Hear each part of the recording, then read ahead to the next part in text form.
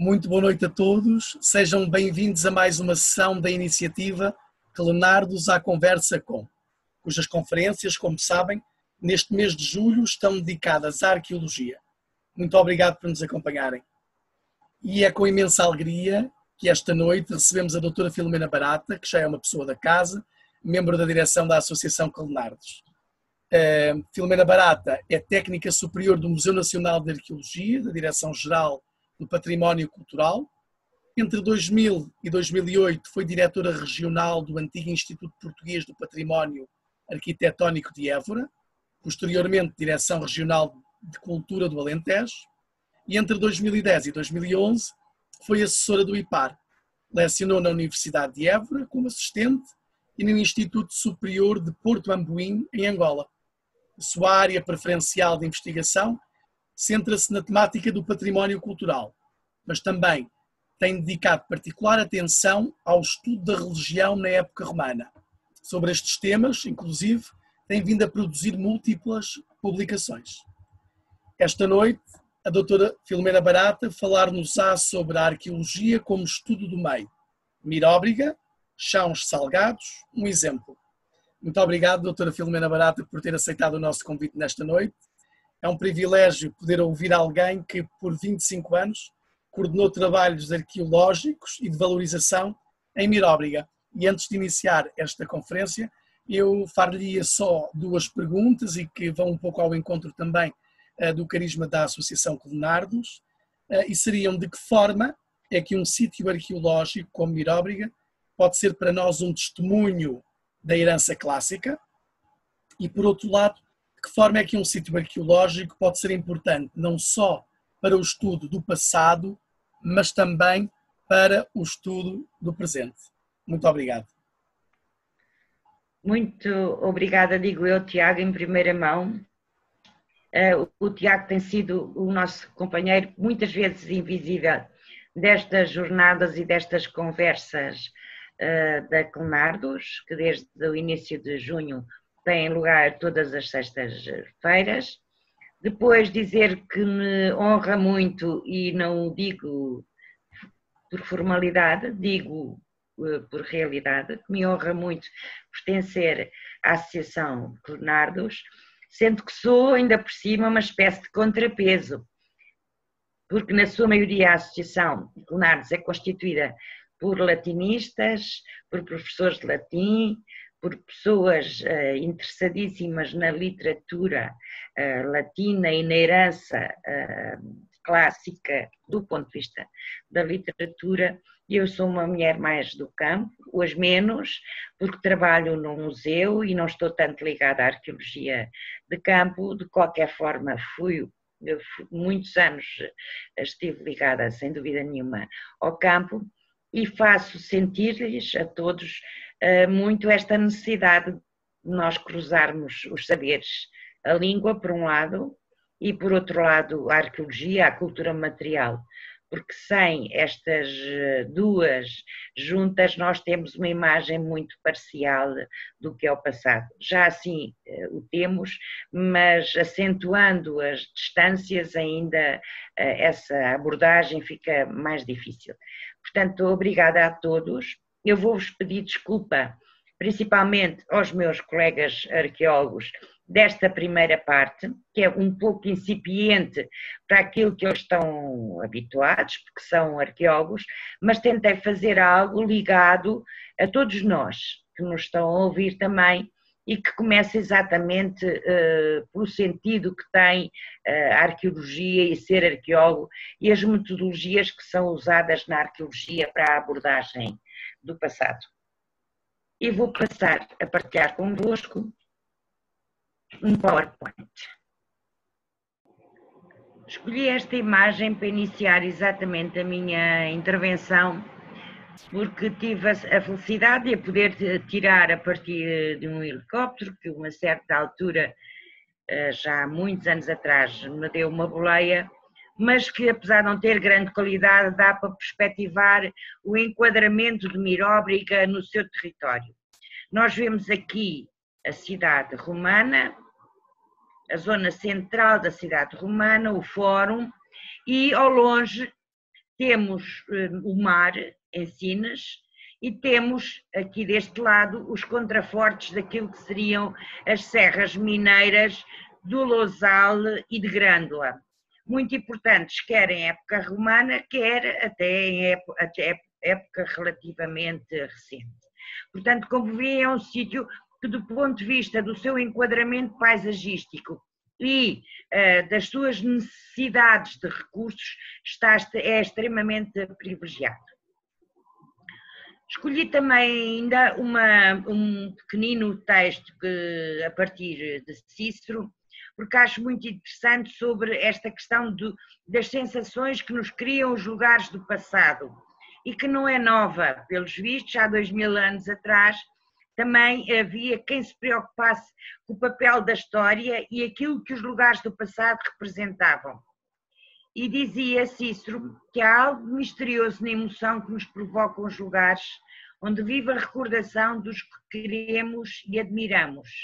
Até na minha querida Atenas, não são tantas soberbas construções e as obras-primas da arte antiga que me deleitam, mas a recordação dos grandes homens e poder ver o lugar onde habitaram, onde se sentaram e discutiram. E também tenho muito interesse em ver os seus sepulcros. Ora, eu propus-me, em primeiro lugar, dar uma panorâmica muito geral do que é a atividade arqueológica.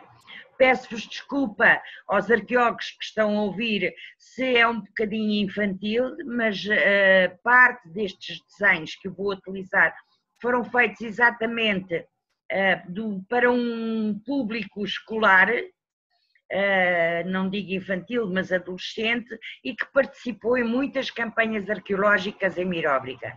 Os desenhos são da Antónia Tintoré e tentámos juntas fazer um livrinho que se chamava exatamente o que é a arqueologia. E que está intimamente relacionada com muitas outras ciências, a geologia, já vamos ver porquê, a biologia, a paleontologia e tantas outras que servem, que nos apoiam nas conclusões que os arqueólogos vão tirando a partir daquilo que é o essencial do seu método, que é a escavação. Mas antes de chegarmos à escavação, os arqueólogos têm muitas vezes indicadores, para além dos textos escritos, de caminhantes, de historiadores, de humanistas, de pessoas da terra que foram conhecendo os sítios, portanto, desses textos escritos, têm indicadores daquilo que são os vestígios do passado, neste caso, do passado romano.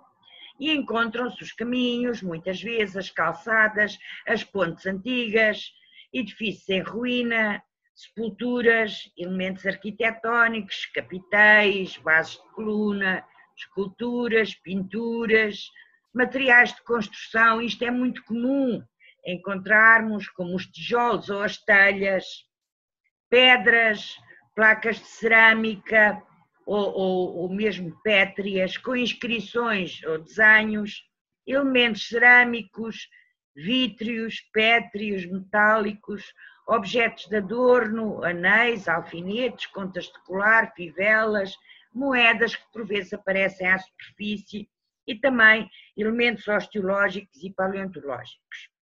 E, portanto, muitas vezes são encontrados à superfície e são indicadores para os arqueólogos depois começarem as suas escavações. Mas os vestígios arqueológicos, por si só, têm pouco significado, ou seja, encontrar um muro isolado, encontrar um resto de telhas isoladas, sem perceber os contextos onde elas se inserem, é muito pouco para fazer história. A história, ou seja, a arqueologia só se converte em história quando nos fala dos objetos e dos imóveis e dos restos das ruínas no seu contexto próprio, ou seja, com datação e enquadramento. Mas mesmo assim, a arqueologia não trata só disso. Não trata só dos objetos, nem tampouco só dos locais onde eles foram encontrados. A arqueologia é mais abrangente porque se preocupa desde muito cedo com a interpretação do seu significado e no contexto do território em que esses elementos aparecem, em que eram fabricados, em que eram edificadas as cidades, as casas rurais, os centros fabris. E esta relação, esta teia de relações, que é muito importante para a arqueologia, foi de algum modo pioneira, porque os arqueólogos desde muito cedo se puseram lado a lado com as pessoas do ambiente, do ordenamento do território, nos grandes e pequenos planos de ordenamento do território. Ora, a escavação, que é um método muito próprio dos arqueólogos e que de algum modo é esta metodologia que também caracteriza a disciplina, socorre-se muito da ideia da estratigrafia, dos estratos, dos vários estratos, das várias camadas, que no fundo são representativas da ocupação daquele determinado espaço. Porque através da análise estratigráfica conseguem-se ver as várias fases de ocupação daquele local, vendo-as com atenção. Nós usamos muitas vezes, por uma questão de facilidade até, realizamos muitas vezes estes perfis, que são cortes artificiais, ao fim e ao cabo, mas que nos permitem fazer uma leitura da estratigrafia e quando avançamos na escavação também já sabemos de algum modo o que vamos encontrar.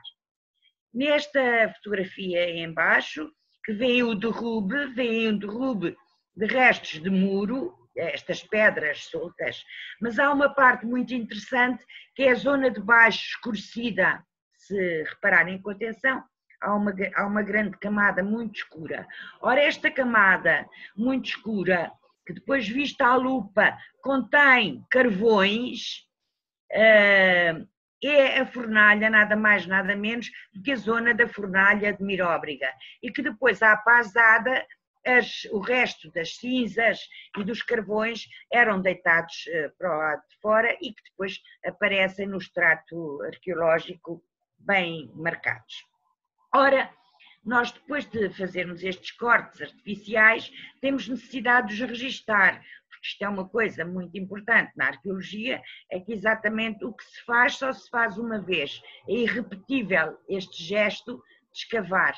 É irrepetível, não é como um livro que se pode voltar a ler. Não, o arqueólogo arranca, é como se arrancasse uma página, a imagem não é minha, já é muito antiga, é como se arrancasse uma página da história cada vez que escava. E é por isso que é necessário que fique tudo registado e que fique registado em desenho, em fotografia ou hoje em dia com outros métodos digitais. Mas também não acaba por aí o trabalho dos arqueólogos. Depois os arqueólogos vão fazer uma análise prévia dos materiais, uma classificação sumária, digamos assim, dos materiais que encontraram. Depois ainda vão desenhá-lo para perceber as formas que tinham, porque às vezes são fragmentos muito pequenos, mas a partir dos quais é possível chegar-se à forma, e depois têm que ser acondicionados devidamente, até porque muitos deles depois vão ser guardados para reservas ou os que assim se considerem vão ser colocados em museus ou até em vitrines de museus. Mas ainda há outro aspecto muito importante na relação com aquilo que se escava, é o que se faz depois àquilo que se encontra, porque como calcularão há um choque até térmico quando se escava a terra e que ela passa a ter outras condições atmosféricas a partir do momento que fica à mostra. E, portanto, isto tem que ser também avaliado para ver se é possível ou não que os vestígios encontrados depois fiquem ao ar livre, ficam para nós os podermos ver se isso é possível ou não. Quando não é possível, muitas vezes a solução não há outra senão enterrá-lo. Se ficam visíveis, é conveniente que sejam devidamente conservados, claro está. Mas isto tem que ser avaliado no momento em que se escava. Ora, passando para o caso mais concreto de Miróbriga, o que eu vos falava há pouco, do contexto privilegiado desta cidade de origem romana, era exatamente a sua relação muito estreita com o mar e a relação que tinha também com os grandes fornecedores de minério que se encontram nas proximidades. O Cercal, até meados do século XX, ainda tinha bastantes minas e que eram produtivas. A mesma coisa as minas nos arredores de Grândola, que se mantinham ainda ativas e que vêm desde a época romana. Ou seja, Miróbriga tinha, por um lado, o peixe, tinha possibilidade de escoamento para o mar dos produtos, tinha relação agrícola também muito forte. Nós estamos numa zona do Baixo Sado, com muitas casas agrícolas da época romana nas proximidades, por exemplo, em Alvalade do Sado, e, como disse, portanto, Miróbriga poderia ser praticamente autossuficiente, porque tinha os recursos suficientes para ali se instalar. Claro está, portanto, quando os romanos sediavam um povoamento de que tipo fosse num determinado local, eles tinham consciência dessa escolha, ou seja, previamente era feito, digamos assim, o levantamento de recursos necessários à sobrevivência naquele local. E claro está, as lagoas que foram flutuando, porque as lagoas não tiveram sempre a formatação que nós conhecemos nos nossos dias, tiveram avanços e recuos, mas no entanto não deixavam de ser também pontos importantes.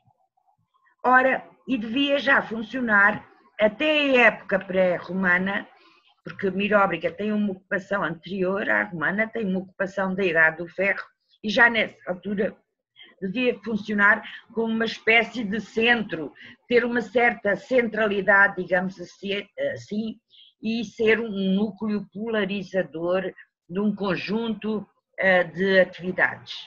Lá está, novamente, a questão da prática agrícola, os recursos marinhos e a questão dos minérios. Mas os arqueólogos têm outras atividades também muito importantes para conhecer não só o seu passivo de informação, como também, às vezes, informações muito importantes, como, por exemplo, os avanços e recuos das lagoas que eu vos falava antes. Outra coisa interessante é ver a partir de que momento é que os sítios arqueológicos são referidos na cartografia. Miróbriga, por exemplo, tem uma história muito antiga, porque é conhecida desde o século XVI, desde o humanista André de Rezende, e portanto é natural que a partir das cartas do século XVII e XVIII já aparecesse representada. Mas a toponímia e o nome dá-nos muita informação. Por exemplo, São Salgados, que é o sítio onde se situa Miróbriga, tem informação que é importante para a arqueologia. E, portanto, através desta análise cartográfica, os arqueólogos também passam a ter informação muito detalhada sobre os sítios arqueológicos. E há uma quantidade enorme de outros estudos que os arqueólogos fazem e que têm a ver exatamente com a relação com o meio. Por exemplo, um sítio destes tão privilegiado do ponto de vista paisagístico, com um ambiente que em alguns aspectos nos faz lembrar ainda um ambiente mediterrâneo. Aliás, os biólogos e os botânicos que fizeram este estudo que vocês estão a ver aqui do lado direito, acharam muito interessante porque diziam que a paisagem se podia remeter quase à época romana. E eles fizeram uma análise da fauna e da flora de Miróbriga. Mas também fizeram algo muito interessante, que é o estudo geológico. Porquê? Porque é importante saber de onde vieram os materiais com que a cidade foi construída. Se eram calcários, se eram mármores, se eram conglomerados e, inclusivamente, um dos geólogos que lá trabalhou conseguiu, nas construções, perceber carreamentos, ou seja, a pedra vinha em carreamentos diferentes era descarregada nas ruínas e as próprias construções acabavam por ter uma fisionomia diferente de acordo com a pedra com que eram construídas. E depois há uma série de outros estudos, como por exemplo os relacionados com o urbanismo. Como vos disse, as equipas devem ser compósitas e quando não há possibilidade de ter todas as especialidades, claro está que temos que recorrer a aquisições de serviço ou a parcerias que nos permitam completar o nosso trabalho. Este eu já referi antes, foi exatamente o estudo daquilo que era ainda na atualidade os tipos de agricultura praticada e que levou à conclusão de que poderia ter muito ainda de um aspecto de mediterrâneo. Mas depois ainda há outros, os botânicos, as propostas de salvaguarda ambientais, os paisagísticos, por exemplo, este é um da fauna e da flora de Miróbriga e os vários recursos que isto depois tem, de tal forma que há um trabalho que me acompanha há 20 anos e que tem a ver exatamente com este estudo, que é da fauna e da flora, a que foi associado o estudo da mitologia ligada às espécies que lá aparecem, porque também muitas delas são de origem mediterrânica. Depois ainda a escavação propriamente dita, os resultados que aquilo que nos traz, dos materiais arqueológicos. Não posso prender-me a estas duas tacinhas, apesar de ser muito interessante, porque uma delas continha ovos, terra e ossos de ave, e que sacralizavam o interior de uma casa, de uma domus, neste caso, numa casa de grandes dimensões, e a tacinha estava invertida, intacta, e sacralizava uma zona concreta da casa. Mas depois os arqueólogos também recorrem muito à fotografia aérea. Porquê? Porque a fotografia aérea, por um lado, permite-nos ver e detectar em certas situações restos arqueológicos que não são visíveis a olho nu, por exemplo, utilizando os infravermelhos. Claro que hoje já se usam coisas muito mais sofisticadas do que havia nesta altura, mas nesta altura, por exemplo, já se usava os infravermelhos que produziam aspectos muito interessantes, de informação muito interessante, como por exemplo ver o hipódromo de Miróbriga, que é a última fotografia que eu escolhi. E além disso, também nos permitem ver as fases de evolução no próprio sítio. E que é a evolução das escavações, porque os sítios, estas são as termas de Miróbriga, já vamos ver como é que depois, numa segunda fase, as termas praticamente duplicam. Porquê? Porque nesta altura ainda só parte estava escavada, como até da própria vegetação, porque a evolução da vegetação também é acentuada à medida que os anos passam. Não só porque são introduzidas espécies, no caso concreto de Miróbriga, ciprestes, de influência italiana e que foram plantados e que fizeram uma paisagem completamente diferente nas ruínas, como por o próprio facto de escavar e de limpar as superfícies, também faz desaparecer um conjunto grande de espécies. Estas só vos trouxe para nós podermos comparar. Isto é uma certa fase do fórum, em que ainda só muito parcialmente estava escavado, e aqui temos já uma fotografia aérea da mesma altura de que vos falei antes, 95, da tal viagem de helicóptero, em que o fórum já está muito mais escavado e, portanto, conseguimos perceber melhor as estruturas e inter-relação das estruturas. Aqui é a mesma coisa, já muito mais avançada a escavação e já com uma intrusão, que é a construção do centro interpretativo que lá existe. Depois os arqueólogos, eu peço-vos desculpa, mas isto era a minha tentativa de explicar, no fundo, o que é este papel dos arqueólogos e que é muito mais demorado e intenso do que se possa imaginar. Isto é um levantamento topográfico, que foi o primeiro que foi feito, a olho nu, é muito interessante por isso.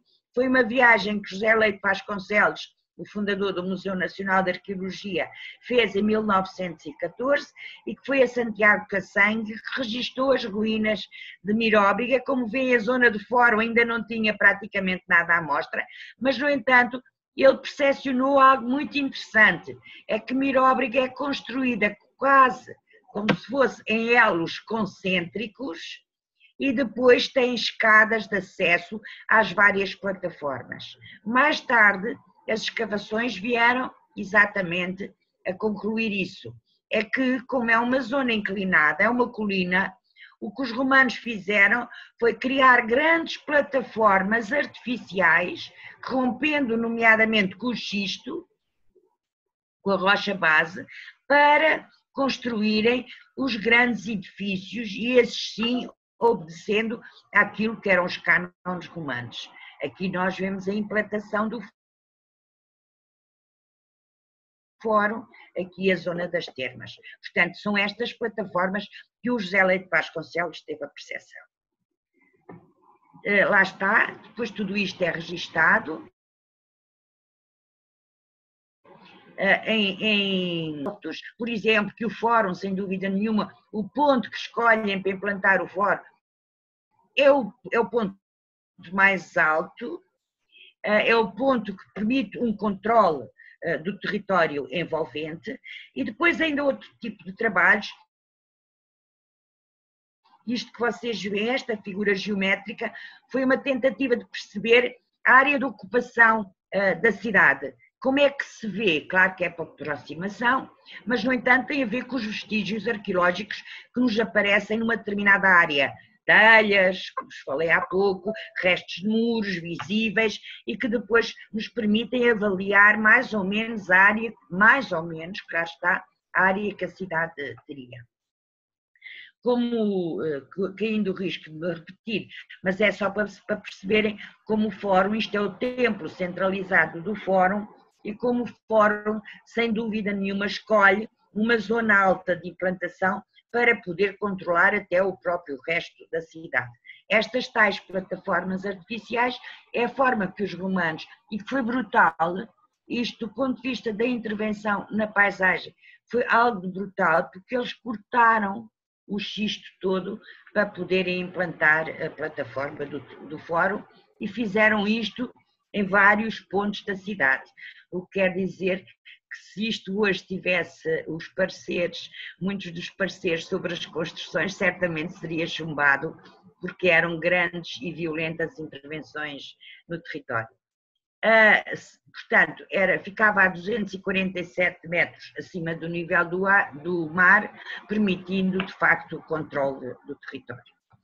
Depois os arqueólogos ainda podem fazer outro tipo de estudos que são muito importantes, porque é sabido que os romanos construíam e usavam módulos. Aliás, o Vitrúvio dá-nos bem a noção daquilo que era a forma modular de pensar o mundo romano. A medida normalmente é o pé. Também há coisas que para os arqueólogos acabam mais ou menos por ser óbvios, é que as paredes mais estreitas têm 60 centímetros, mas há outras de edifícios mais possantes ou de edifícios públicos que são mais largos e que depois, dentro das próprias estruturas, há módulos de 2/3, por exemplo, como é neste caso concreto do Fórum de Miróbriga. Nós temos um templo centralizado e temos umas alas laterais que ocupam 1/3, 1/3, 1/3. E a mesma coisa se passa na praça pública, porque isto era a forma de os romanos organizarem o espaço e que depois era igual em altura, porque também as proporções das bases de coluna e das colunas e dos capitéis, todas elas obedeciam a módulos específicos. Depois há várias tentativas de interpretação. É evidente que quando nós não temos os vestígios todos lá, a menos que a cidade fosse toda escavada, o que não é fácil, tem 9 hectares, portanto não é propriamente fácil ter a cidade completamente escavada, e como não é possível, muitas vezes as tentativas de interpretação vão flutuando à medida que as escavações avançam. Mas de qualquer modo, esta não deixa de ser interessante porque temos na mesma o templo centralizado do fórum, por sua vez um pódio que dava a este templo centralizado, muito possivelmente dedicado já ao culto imperial, dava-lhe um ar bastante cenográfico, e depois uma praça pública onde se instalavam os grandes edifícios públicos, a Basílica, por exemplo.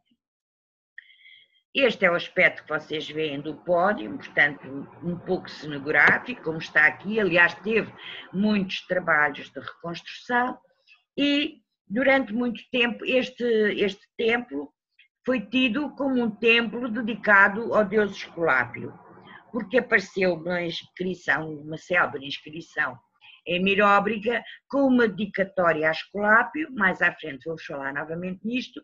E o arqueólogo que na altura lá trabalhou, Dom Fernando de Almeida, concluiu a partir dessa inscrição que muito possivelmente o templo seria dedicado ao Esculápio.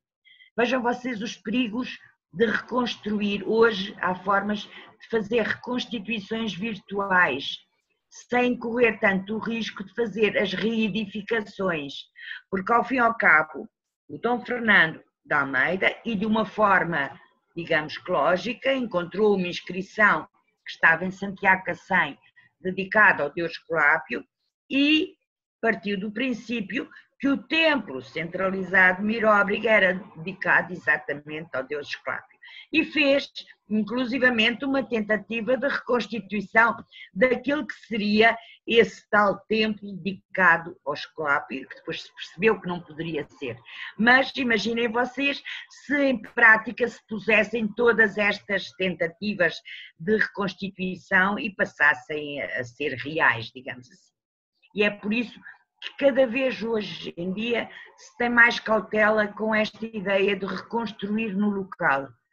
Tenta-se fazer a reconstituição ao virtual, ou então, muito pontualmente, correr o risco de, mesmo com os erros, fazer muito, como disse, muito pontualmente, uma reconstrução.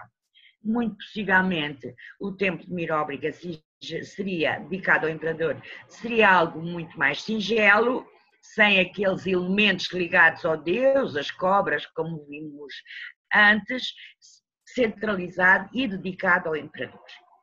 Há outro aspecto muito importante nas ruínas de Miróbriga, que são as suas calçadas imponentes. É outro trabalho extraordinário de romper com a natureza, porque o xisto também é aplanado, e depois sobre o xisto é que são colocadas estas grandes placas que vão constituir a calçada. Como veem, de todos os lados da cidade, o fórum fica numa zona mais elevada, portanto, numa zona de controle. Eu não vou ter tempo já, porque hoje houve aqui vários percalços que certamente aos vossos olhos não vão ser tão visíveis, mas de facto existiram. Mas isto é exatamente uma dessas tentativas de reconstrução do templo romano e que foi feita na altura de Dom Fernando de Almeida, em que se vê inclusivamente as colunas a serem carreadas e levadas para o templo. Isto era como ele foi encontrado, digamos assim. E isto é o aspecto cenográfico que nós hoje encontramos. Depois, isto tem uma dificuldade acrescida, é ao fazer a reconstrução no local. Depois, isto é que passa a ser para o comum das pessoas a imagem de marca do sítio arqueológico, e é quase inimaginável que chegue lá alguém, mesmo que saiba que não era assim, mas que mande destruir isto. É quase considerado criminoso. Os tais registros, vou tentar passar à frente. Esta é a célebre inscrição dedicada ao deus Esculápio, por um senhor muito possivelmente médico, pacienses, portanto, da zona de Beja, e que dedica ao deus Esculápio, porque muito possivelmente era o deus da sua própria profissão, e que inicialmente ela estava na Misericórdia, Santiago do Cacém, pelo menos desde o século XVII, e só era visível esta parte, a parte escrita. a parte que tinha a inscrição, e o resto da peça estava metida no interior das paredes da Misericórdia, para onde tinha sido levada. Ora, pensava-se que isto era somente uma inscrição, só que ao tirar da parede, porque essa Misericórdia teve obras, percebeu-se, o professor José da Encarnação foi analisar com muita atenção, não só reler a inscrição propriamente dita, como a forma e o corpo desta peça. E ela é uma ara, portanto, ela pressupunha ter em cima uma estátua do Deus Esculápio. Não se sabe exatamente de onde veio, sabe-se que de Miróbriga, foi levada para Santiago Cacém, mas não se sabe o sítio exato onde ela estaria nas ruínas. Outro dos trabalhos, portanto, isto só para vocês terem a noção, é a implantação de cada um dos núcleos que vão aparecendo, ou parcelas, ou casas, ou muros, e que vão sendo introduzidos no Sistema Geral de Registro, sejam eles pequenos desenhos, por exemplo, esta é a zona, uma parte da zona residencial, com uma escadaria muito imponente, quer aspectos mais pormenorizados e que são metidos.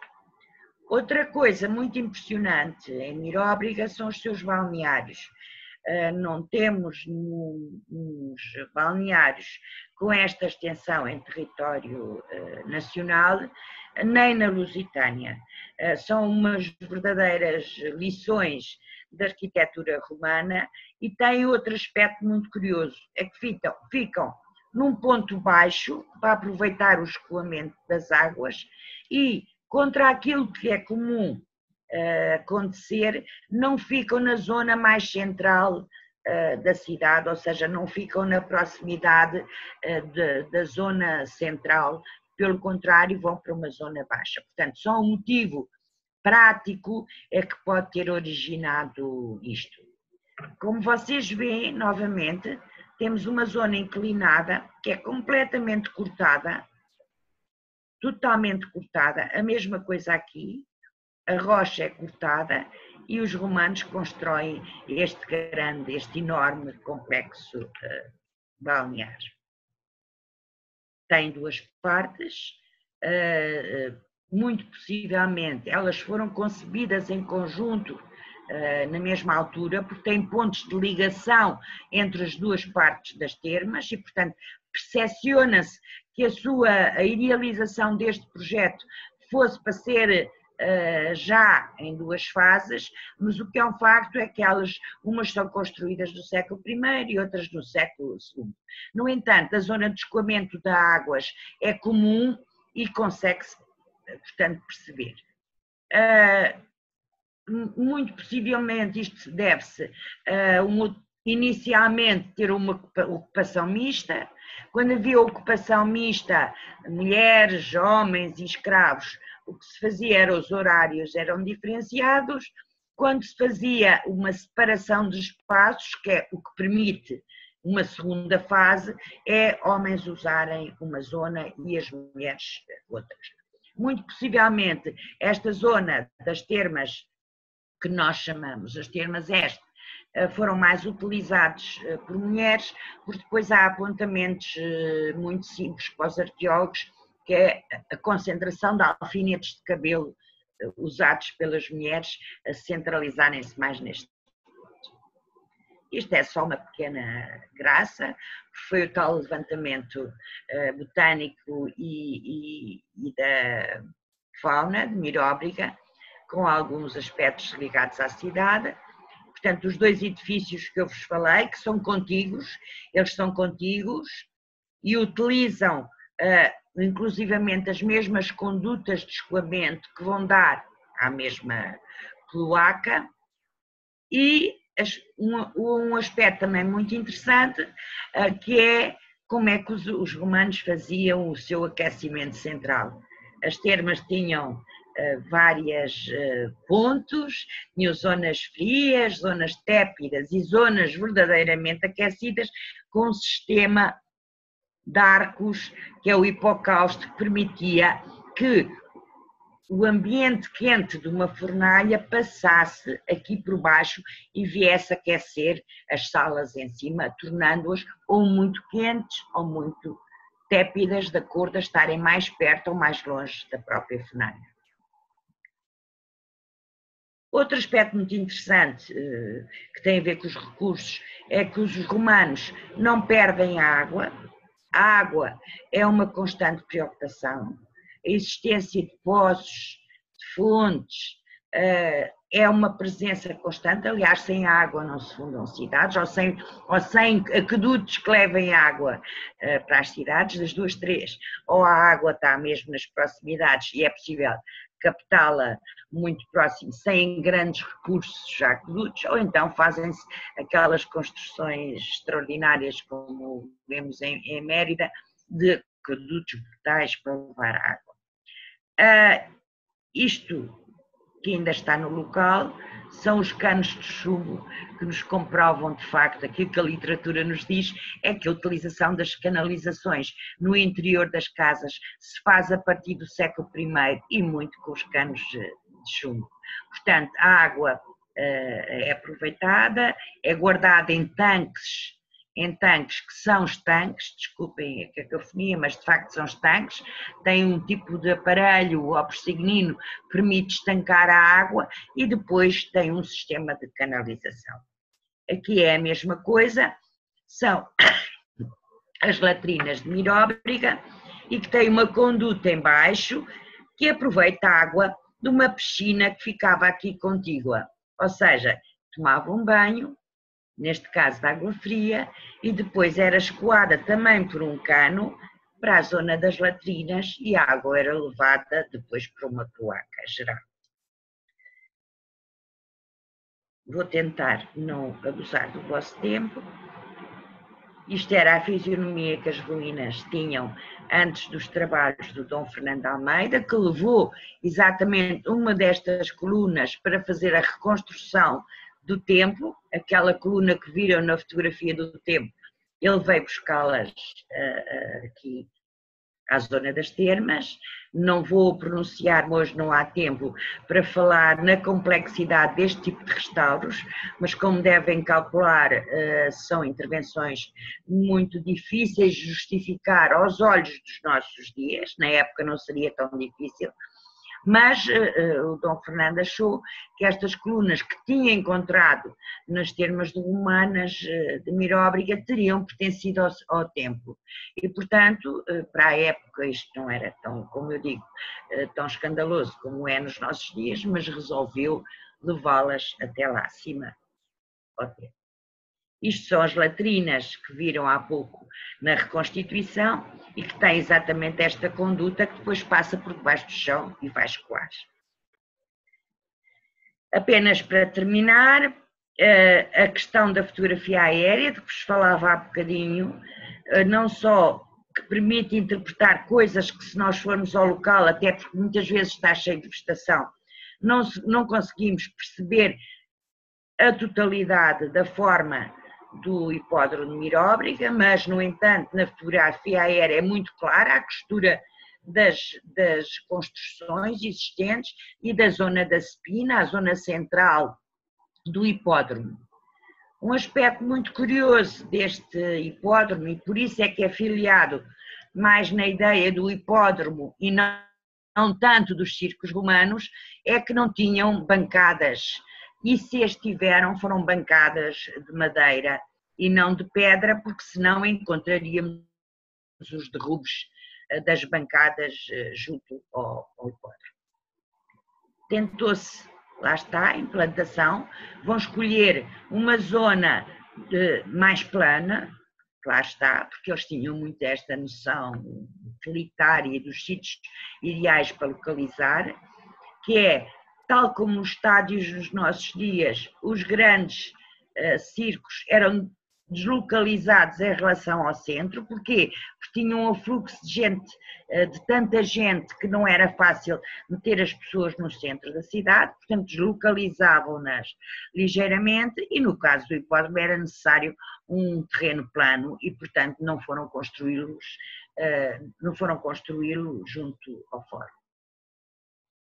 Isto foi também uma tentativa de uns estudantes de arquitetura que estiveram a estagiar em Miróbriga e que tentaram, de acordo com os dados arqueológicos que tínhamos e de escavações anteriores da equipa luso-americana, perceber um bocadinho como é que podiam funcionar estas bancadas de madeira sem, portanto, ter ainda o aspecto dos circos como nós conhecemos, o de Mérida, por exemplo, com bancadas pétreas. Portanto, eram estruturas ligeiras de madeira e depois tinham as zonas dos caços, dos animais, o arranque dos animais e depois dos juízes da prova, etc, etc.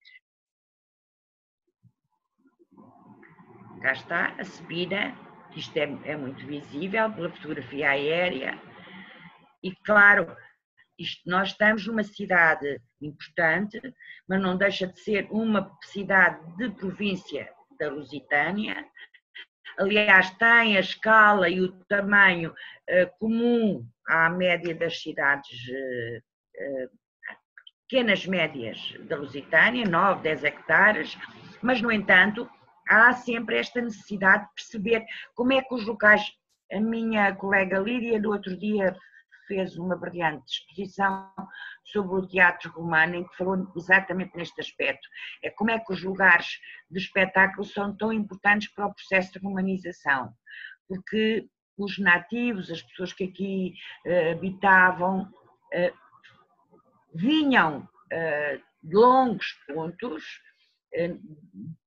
mais longe e mais perto, mas vinham estes locais e vinham presenciar-se e vinham integrar-se daquilo que era a cultura romana. E, portanto, muitas vezes os locais de espetáculo, tal como os estádios, nos nossos dias, serviam também para levar as populações a ver aquilo que era a forma de viver à romana. E, claro, coisas com esta escala e esta imponência, muitas vezes arrebatavam as pessoas e faziam-nas estar nos locais.